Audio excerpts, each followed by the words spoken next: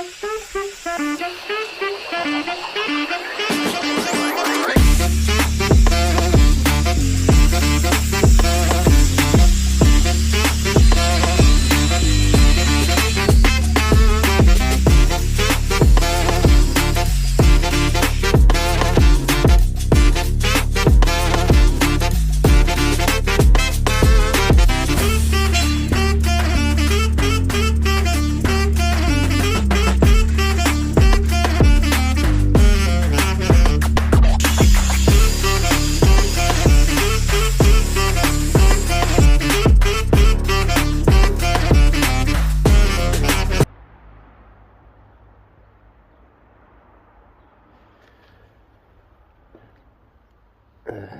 est foutu.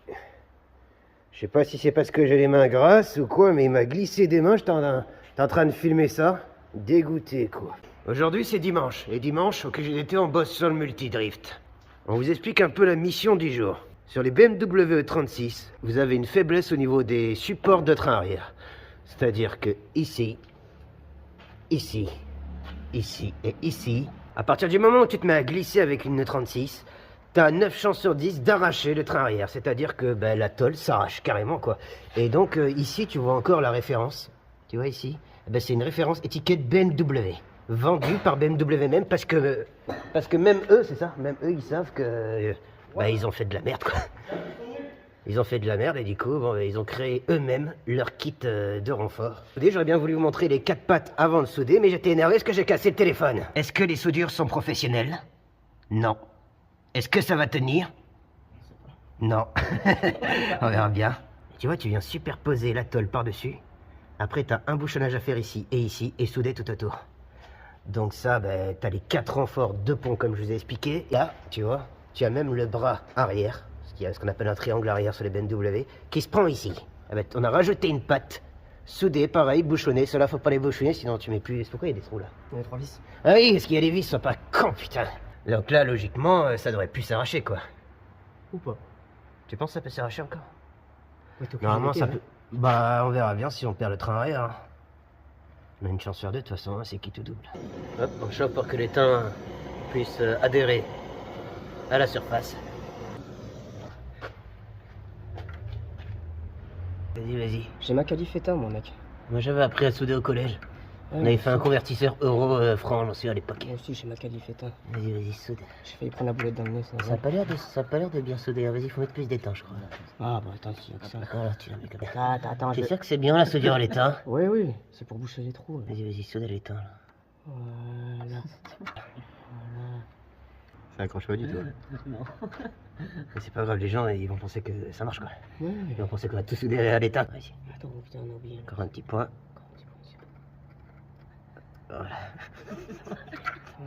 Nickel. Bon, on va pas remonter, les gars.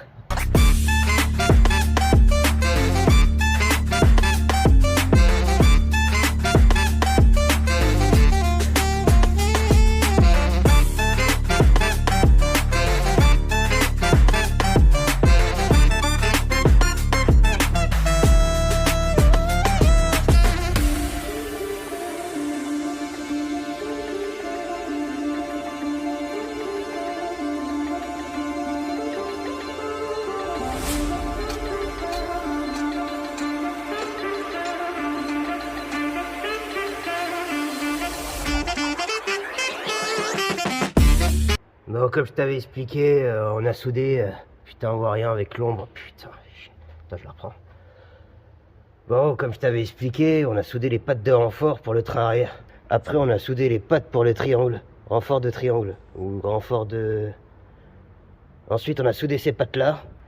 Et puis, on a soudé ces pattes-là. Ensuite, on a appliqué brutalement un anti-gravillon en bombe. Voilà, donc là, il a séché, on l'a mis hier. Alors, il y a deux, on va dire, deux types d'usage. Comment expliquer ça? T'as le mec qui met ça pour protéger la tôle. Et il y a le deuxième type, on va dire, c'est le mec qui met ça pour cacher la merde. Je te laisse deviner dans quelle catégorie on se trouve. Donc là, ça a séché. Ici, on a des taches plus foncées, je sais pas pourquoi. Ah ben, ça a pas séché. Voilà. Donc, je vous recommande pas cet anti-gravillon. Pourquoi ça a pas séché, là? C'est bizarre. Il y a dû y avoir des réactions... C'est quoi ce truc? Putain. Ça me rappelle une copine. Dédicace à la boîte à l'envers. Donc voilà, c'est un antigravillon monocomposant, donc ça sèche à l'air comme la plupart de tous les antigravillons, sauf que lui ne sèche pas complètement. Excusez-moi de vous faire un fuck, il ne sèche pas complètement. C'est-à-dire qu'il y a des petites parties qui sont rebelles. Le reste a séché, hein, faut pas croire, le reste, pas forcément. Mais bon, bref, est-ce que je vais considérer que c'est bien fait? Je pense. Ici, c'est le train arrière qu'on a descendu, parce que sinon tu peux pas faire cette opération, mais il est con celui-là, réfléchis 2 secondes. Donc je vais te montrer un peu les combinés filetés. Ça, c'est des combinés neufs d'occasion qu'on a acheté neufs sur le bon coin. Et en gros, bon, ils ont déjà servi. Et la marque, c'est Max Speeding Rods. Max Speeding Rods, quoi. Pareil que c'est du bon matos, par rapport, bon rapport qualité-prix, donc pourquoi pas. Donc voilà, les combinés filetés sont réglés au plus haut, parce que sinon on n'arrive pas à les foutre là-haut, même en compressant le train arrière au maximum. J'aurai peut-être l'occasion de faire une vidéo de tout ce qu'on vous a pas dit, les emmerdes, tout ce qu'on a eu, pas que sur le train arrière, hein, qu'on a d'autres, la transmission, l'échappement, l'arceau, et j'en passe. Ici, c'est les ressorts qui sont vendus avec les combinés, neufs d'occasion, également de marque Max Speeding Rod. Je tiens à préciser qu'on n'est pas du tout sponsorisé par Max Speeding Rod, hein. On veut bien, bon rapport qualité-prix. D'ailleurs, au passage, j'aurais préféré trouver un combiné avec le ressort intégré au combiné. Ce qui fait que bah, tu peux virer ce ressort-là, il ne sert plus à rien. Et du coup, tu te trouves avec un plateau comme ça, qui a la forme pour recevoir le ressort et qui du coup sert à rien lui aussi. Alors du coup, tu peux le remplacer par un tirant réglable, ça existe. Parce qu'en plus, va régler la hauteur toi là-dessous, là. Avec ta clé là, quand elle a... Tu vois, voilà, c'est facile, ça tourne parce qu'ils sont neufs d'occasion, mais une fois que c'est bien grippé et que tu as le poids dessus et tout, c'est pas toujours évident. Donc là, on remonte vite fait le train arrière. On le remet en place. Et puis, petite surprise niveau train roulant.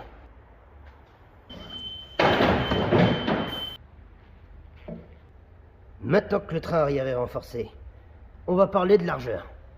Alors, comme j'avais expliqué dans la précédente vidéo, mon but ultime, c'était de dépasser d'encore une roue, en fait. Et pour dépasser d'une roue, il fallait arriver à coller un train arrière de X3. Alors on nous a gentiment prêté un train arrière d'X3, on l'a présenté et c'est pas comme s'il y avait 2-3 modifs à faire. C'est-à-dire qu'il n'y a absolument rien qui correspond. Aucun autre axe, longueur, largeur, il n'y a rien qui va. Donc du coup, abandon de projet et on a dû trouver une autre solution. Et bien la solution, elle est là et c'est Usitech qui nous l'a apportée. Via des cales de 10 cm pour l'arrière et 5 cm pour l'avant. Je te raconte pas comme j'ai hâte de monter ça, hein, parce que ça va changer complètement le look de la voiture et ça va aussi complètement changer la façon dont fonctionnent les roulements. Surtout les arrières. Mais bon, c'est pas grave, on changera les roulements tous les 2 mois. Hein. Un grand merci à Usitech qui nous a fait ces cales dans les 10 avec une efficacité incroyable. Donc je te laisse apprécier une dernière fois les volumes de ce véhicule incroyable, surtout la largeur et aussi l'agressivité. Parce que dans pas longtemps, ça va pas être la même. Donc on va faire un bref briefing et point de vue et on va mesurer directement la largeur avant. Imagine la merde pour mesurer, filmer en même temps à 2, etc. Alors attends, je le mets au bord de... Allez, ça donne quoi là? C'est vraiment précis. Hein. Attends, je le mets vraiment, j'essaie de pas tricher, hein, au rebord de la jante. Putain, on voit rien sur la vidéo, mais je te jure, je triche pas. Attends, bouge pas. Maintenant, une cale ici pour bloquer l'embout. Hop là. On est à 190 cm, plus 10, parce que 2 cales de 5. 2 mètres, bim, dans ta gueule. Bon, la dernière fois sur la vidéo, vous avez vu que les roues, là, ça touchait les... Putain, je leur fais. Comment ça s'appelle? La tôle. La tôle. Ouais, la joutelle. Putain. Comment c'est là? Bon, la dernière fois sur la vidéo, t'as vu que les roues, elles touchaient la tôle de joutelle qui est juste ici. Donc du coup, ben, on a coupé la tôle de joutelle qui est juste ici. Et des deux côtés, forcément, symétrie oblige. Ensuite, je pense que le reste, vous l'avez vu. Ah non! Ah non, j'avais pas montré le frein à main. Je vous avais dit que je voulais mettre le frein à main au plafond. Ah ben c'est fait. Alors je t'explique le principe. C'est un frein à main hydraulique standard, normal, hein. Et bah il est fixé au plafond. Enfin il est fixé sur l'arceau quoi. Attends, bouge pas. Tu vois, il est fixé là-dessus, j'ai fait une petite platine de chez Wish. Ouais, quand même costaud, hein, parce que là franchement, hein, il bouge pas le truc, hein. Et donc du coup, ouais, t'as vu, il y a le mètre-cylindre normalement. Ça c'est un mètre-cylindre avec un normal réservoir déporté, mais vu qu'il était vers le bas, la platine elle va dans l'autre sens. Donc tu peux le mettre dans l'autre sens. Et du coup, ça passe, tu vois. C'est vers le haut. Et du coup, je passerai un petit, désolé pour la lumière, chier. Du coup, je passerai un petit tuyau de juste ici ou juste ici, je sais plus c'est laquelle c'est les deux normalement qui partent, non? C'est les deux? Ouais. Les deux vont, bah oui, c'est ce que je t'ai dit, quand c'est la putain. Donc du coup, les deux tuyaux ici partiront ici, passeront au-dessus de l'arceau, tu vois mes doigts là? Ben, c'est les tuyaux. Et ils viendront ici, il y aura un petit réservoir, j'ai mesuré. Attends, j'essaye de filmer. 6 cm, il passe ici. Donc le réservoir sera plus haut que le mètre cylindre. Et c'est le plus important. Tu peux voir, le look c'est sympa. Moi de toute façon, je le voulais au toit. Je le voulais au toit parce que je trouve que ça donne un... Je sais pas, je l'avais jamais vu. T'as déjà vu un frein d'hélicoptère? Ah, tu vois, même sur les circuits de drift, ils sont pas prêts les mecs. En fait, si tu regardes bien, que ça soit fixé au toit ou au plancher, le frein à main est à quasiment la même hauteur. Donc là, on a fait en sorte qu'il tombe à côté du volant, soit pas con, comme ça c'est plus pratique. Et puis voilà quoi, ça va donner un look incroyable. Faudra le peindre une couleur un peu plus vive, parce que là on a du mal à le voir. Si, on le voit quand même. Et pour histoire, petite histoire, là il y a le pare-brise. Hein. Imagine bien, il y a le pare-brise. Eh ben ça passe pile poil. Franchement, c'est tout juste. Hein. Qu'est-ce que je veux dire d'autre? J'ai marché sur le mètre. Regarde. C'est la tuerie, moi j'adore. Et tout ce qui est unique, original, jamais vu, moi je prends. Hein. Même si c'est à chier, si c'est pas pratique, si c'est anti-mécanique, anti-fonctionnel. Voilà, hop, apprécié. J'ai fait une petite fissure de haut en bas, comme ça je peux régler moi ma hauteur. Bah oui, c'est réglable. Mais là ça bouge plus, hein. Franchement c'est nickel. Voilà quoi, le souci du détail. Et puis on avait marre d'avoir le volant qui traînait dans le vide, alors du coup on a brutalement mis 2 plaques ici. Et du coup, putain, bouge plus le truc. Hein. Bon, faut pas trop s'appuyer dessus, mais franchement nickel. Hein. Ça c'est le haut découpel d'amortisseur arrière. Et tu vois cette plaque là, elle est censée, elle était vendue dans le kit de plaques de renfort quoi, de train arrière. Et j'avais la flemme de la souder. Mais je l'ai quand même mise, parce que ça fait quand même une entretoise qui prend en sandwich. La tôle d'origine, pareil de l'autre côté, symétrie oblige. Allez, c'est parti, montage des cales dans les 10. Première étape, on monte le véhicule. Deuxième étape, on enlève les 2 seuls écrous qui tiennent la jante. Hop. Il y en a combien? 2? Ah, il y en a 3 là. Ah putain, mais tu foires ma vanne. Ensuite, tu peux observer le disque qu'on avait monté à l'envers lors de la première vidéo. Mais c'était un montage à blanc. Donc, pour tous ceux qui ont critiqué dans les commentaires, gros bisous. Attends, tu vois bien que c'est monté à blanc. Après, soyez pas cons, hein, ça peut être efficace pour la marche arrière. Mec, ça tient pas à penser. Hein. Il faudrait que pour le plan, t'arrives et t'essaies de la mettre violemment un peu comme ça. Ça va, ça tape un peu, mais ça fait rien, d'accord? Ouais. T'arrives et... Première étape. Ok? Vas-y, parce que moi je filme, il est con, celui-là. Attends, bouge pas. Ah, mais lâche-moi ta main. Attends. Faut pas avoir ta main, faut la voir arriver violemment. Troisième étape. T'aurais pu faire un peu plus fort. Allez, vas-y. Vas-y, hésite pas. Attends. C'est après troisième étape. Troisième étape. La cale. Fixation dans les 10. C'est-à-dire que t'es pas obligé de mettre non plus tous les écrous. Il suffit simplement d'aligner les trous en face des autres. Et se reprendre sur ce fitage-là pour les jantes. Incroyable. Étape d'après, tu l'as bien compris, c'est de mettre les écrous. Et les écrous spécifiques. Tu vois, ça c'est un écrou BTR. Un BTR de... C'est moins de 12 ça. 10 dans les 10. 10, c'est comme par hasard. C'est un BTR de 10 avec tête ultra fine et ronde pour que... Tu vois, regarde, c'est... Poil de cul, hein. C'est-à-dire que le poil de cul, il passe pas. Hein. Là, tu vois bien que tu gagnes en largeur. Après, moi, ce que j'avais pensé, parce qu'il y en a beaucoup qui critiquent les cales, qui disent « Ouais, n'importe quoi, ça nique les roulements, c'est anti-mécanique, et j'en passe des meilleurs. » Donc, du coup, moi, ce que je pense, c'est que si tu protèges bien le côté ici, tu mets un petit mastic, là, de finition, et tu peins tout en noir, et t'as l'impression que c'est le disque qui a cette forme-là.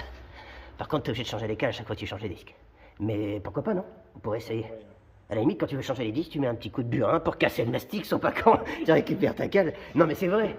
Qui peut savoir que c'est une cale si tu peins le côté en noir? Le mec, tu dis, voilà, c'est des disques performance à gros déport, quoi, voilà. Et il sait pas que c'est une cale. Putain, viens, on fait ça, on leur dit pas. Non? Vas-y. Alors, j'ai hâte de voir le résultat final, parce que je t'explique. C'est vraiment bizarre à calculer ce genre de truc, mais tu vois, quand t'as 5 cm de largeur en plus, quand tu braques tes roues à fond vers ici, ben forcément t'as 5 cm en plus là-dedans. Et dans l'autre sens aussi. Donc j'espère qu'on va pas avoir trop de surprises, quoi. Dernière étape, remettre la roue. Tu peux voir cette découpe d'aile incroyable, elle est vraiment régulière. Mais on s'en fout parce qu'on va faire une espèce de kit carrosserie reprétier. Et dernière étape, serrer les écrous. Et effectivement, plus 5 cm. Ça se voit et ça se sent. Côté droit élargi. Côté gauche, non élargi. Élargi, non élargi. Élargi, non élargi. Voilà, voilà la différence. Alors on fait l'autre côté.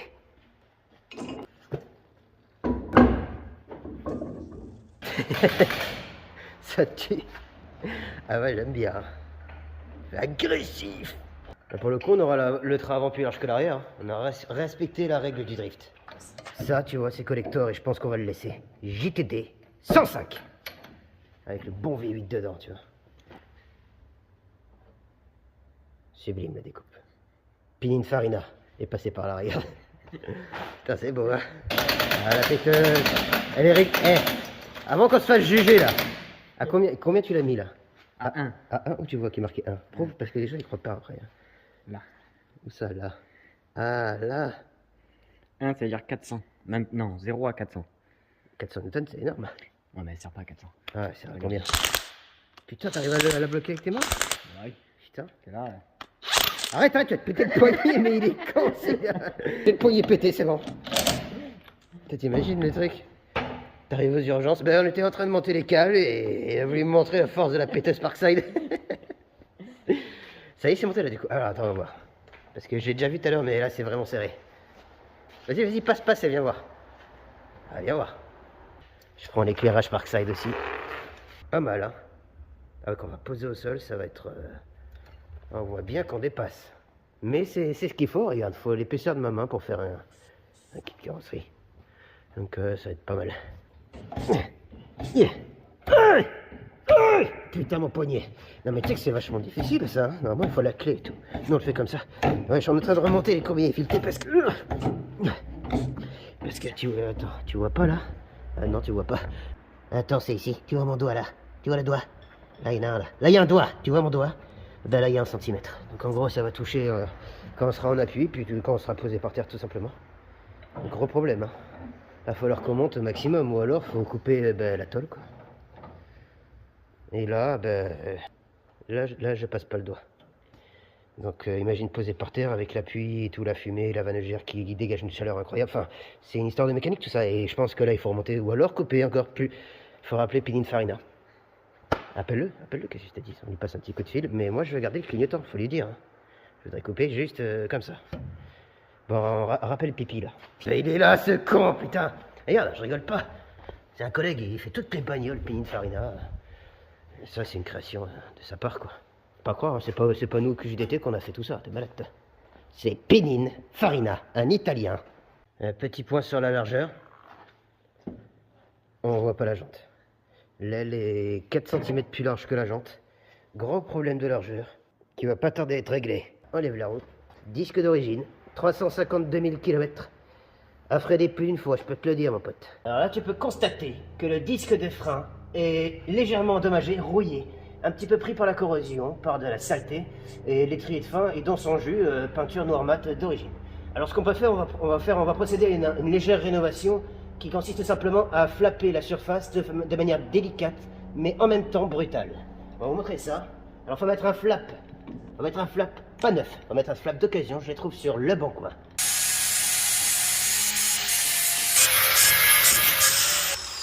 Alors qu'est-ce qu'on obtient? On obtient la platine du disque de frein, complètement rénovée, brillante, comment dire, quasi polylustrée, quasi, plus qu'à mettre un coup de belle gomme, on peut faire la même chose pour le reste.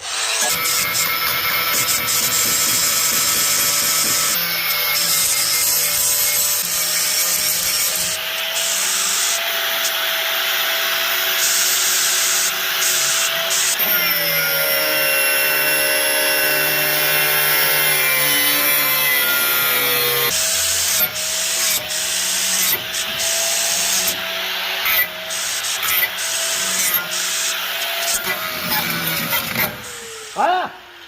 Après les mecs ils payent 400 balles. 400 balles, l'autre il m'a dit il paye 400 balles, j'ai payé mes disques rainurés.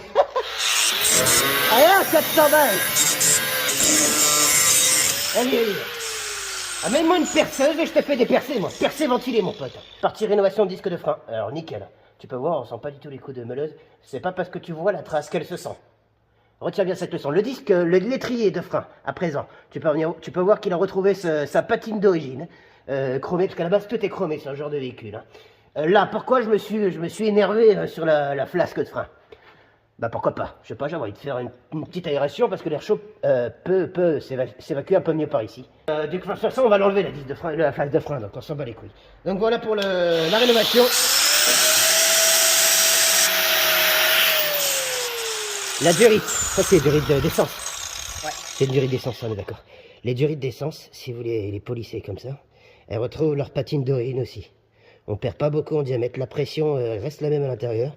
Et tu peux voir la différence, regarde le côté que j'ai pas fait. Il est dégueulasse mon pote. Regarde là.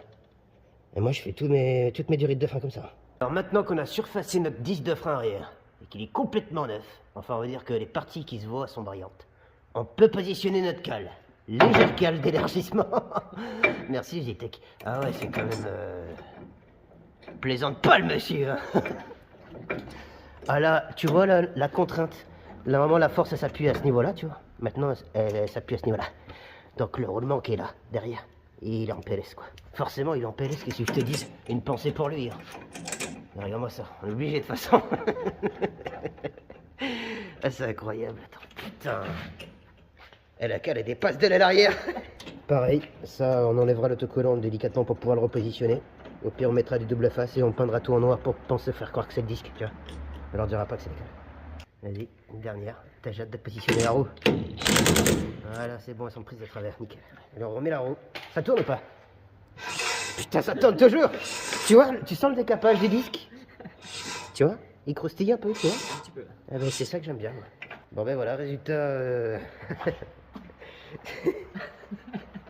c'est disproportionné. Putain, je vais me péter la gueule, moi. Attends. Non mais regarde-moi ça, quoi. Elle est tellement grosse, je suis obligé de reculer de 4 mètres, quoi. Putain, c'est incroyable. Attends, je reviens. Ah, mais t'es pas resté au pied, t'inquiète. Ouais, là on arrive à peu près à la voir en entier. Balèze, hein, franchement. Vas-y, hein. Le meilleur moment, le meilleur moment. T'arrives à soulever? C'est lourd, hein. C'est jantes en inox. Vas-y, double entraxe. Attention, parce que c'est du 5% à l'autre. Ah ouais. Ah ouais, je sais que c'est galère en plus, faut pas rigoler sinon il se la porte. C'est bon, t'as réussi? Ouais. Voilà. Si tu rigoles quand tu forces, après c'est la merde. Ah effectivement, là... on dépasse un peu de l'aile arrière. Ouais, voilà. Nickel. C'est beau. Franchement, c'est beau. Tu vois la jambe qui fait un bisou au pare-choc et tout, franchement, c'est beau. Ouais.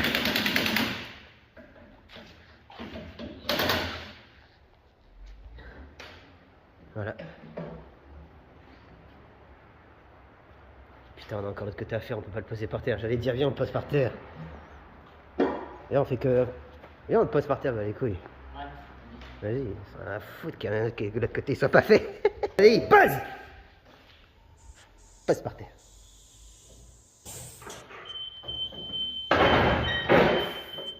Ah bah... Il a pas bougé. Hein. Oh putain, c'est abusé, mec. Viens voir de ce côté. Ah bah c'est pile poil ce que je voulais. C'est pile poil ce que je voulais. Franchement, on voit, regarde, l'avant, il y a un poil... Ah bah non, c'est pareil. Non, il est plus large. Ah, ouais, il faudrait mesurer. J'ai l'impression qu'ils sont... Je sais pas si on voit sur la vidéo, mais on a l'impression qu'ils sont pareils. Il faudrait mettre un poil plus large à l'avant. Au pire, on recommande 2 de 5 et on fait 10 à l'avant. Ouais, il est rigide comme tout. Vas-y, essaye de faire. Refais. Ouais, si, il bouge un peu quand même. Par contre, ce bruit, c'est pas normal. La coupelle, elle est mal serrée là. Vas-y, refais. Non, c'est dessous que ça bouge. Il y a quelque chose qui est pas serré dessous. C'est peut-être la vanne gère, je sais rien, mais faudrait qu'on... Ah putain, c'est quoi? T'es sûr qu'on a bien serré le train, regarde. Et l'autre côté, ça le fait pas? Je crois de côté. Attends, je le fais de ce côté. Mais là, ça fait rien. Ah, j'ai pas fait. C'est quoi? C'est la bague de l'amortisseur qui va faire. Ah, c'est la bague de l'amortisseur? Vas-y, là. Bon. Ah, ça le fait plus. Donc, tu vois, je t'avais dit que c'était ça. Merci, gros. Voilà, les amis.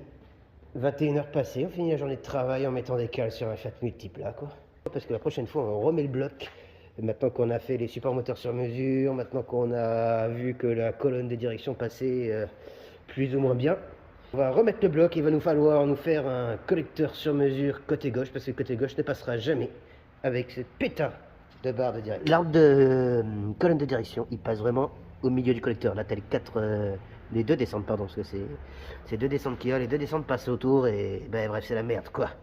Donc de ce côté-là, il va falloir faire sur mesure, mais sinon tout va bien se passer. On va pouvoir remonter tout ça, le faire claquer un coup pour voir s'il démarre, et puis Drift.